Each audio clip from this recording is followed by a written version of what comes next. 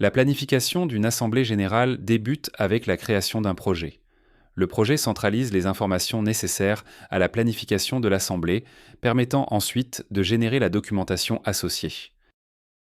Parmi les modèles de projet, sélectionnez Approbation des comptes. Importez la liasse fiscale si elle est à votre disposition. Elle sera analysée et les détails du bilan et de la société en seront extraits. Sinon, optez pour une saisie manuelle du bilan. Vérifiez que les données importées sont correctes et corrigez ou complétez les hauts besoins avant de passer à l'écran suivant. Par défaut, un nouveau projet sera créé. Alternativement, vous pouvez rattacher l'approbation de compte à un projet existant, par exemple pour regrouper les AG d'un même groupe de sociétés. Une nouvelle assemblée est planifiée par défaut. Si une assemblée est déjà prévue pour une autre raison, vous pouvez la sélectionner pour ajouter l'approbation de compte à son ordre du jour.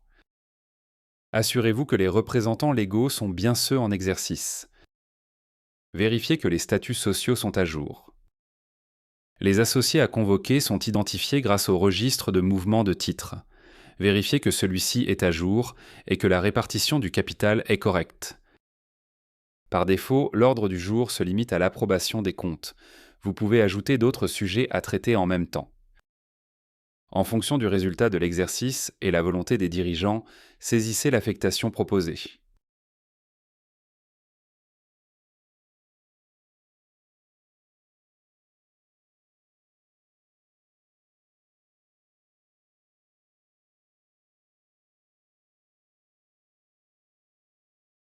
Il sera toujours possible de revenir sur les montants saisis.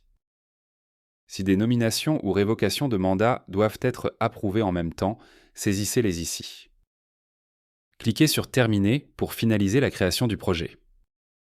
Un projet permet de regrouper plusieurs événements liés, par exemple les AGOA d'un groupe de sociétés. Dans l'agenda, cliquez sur l'assemblée pour laquelle générer la documentation. Toutes les informations nécessaires ne sont pas forcément disponibles à la création du projet. Attendez de les avoir toutes avant de lancer la génération de la documentation.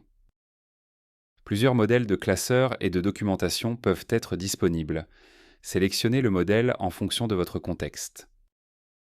Au besoin, renommez le classeur pour faciliter son identification dans l'application. Complétez les champs qui ne seraient pas pré-remplis.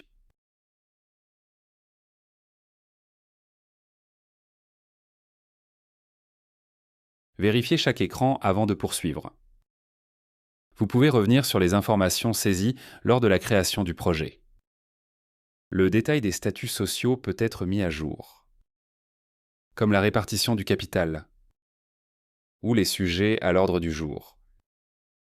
Prêtez attention aux bannières d'erreurs et d'avertissement qui peuvent souligner des problèmes détectés par l'application. Jusqu'à la dernière minute, il reste possible de modifier les décisions d'affectation du résultat, comme les nominations ou révocations.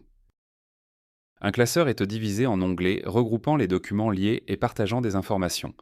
Complétez ces informations si nécessaire. Assurez-vous que les coordonnées des participants et de leurs représentants légaux sont à jour. Cliquez sur Terminer pour créer le classeur et lancer la génération de la documentation. Le classeur peut être téléchargé comme une bible au format zip dans le menu Documents. Alternativement, chaque document peut être consulté et modifié individuellement.